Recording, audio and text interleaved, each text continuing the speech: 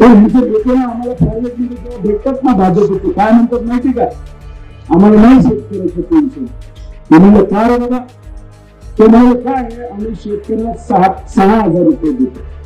म्हणजे 6,000 रुपये देतो म्हणजे काय नाही, असं देण्यापेक्षा आम्ही असं घेतलं म्हणजे काय म्हणतात ते, आम्ही शेतकऱ्याला विकत घेतलं, आम्ही शेतकऱ्याचं मत विकत घेतलं.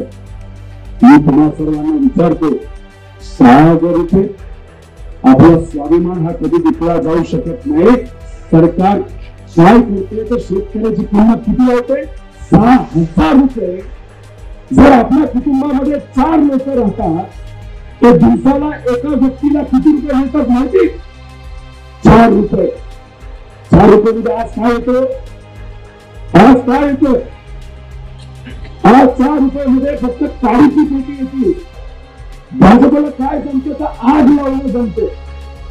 2 समाजामध्ये आग लावतात, 2 धर्मामध्ये आग लावतात, आणि आमच्या शेतकऱ्याला काय देतो तर 4 रुपये.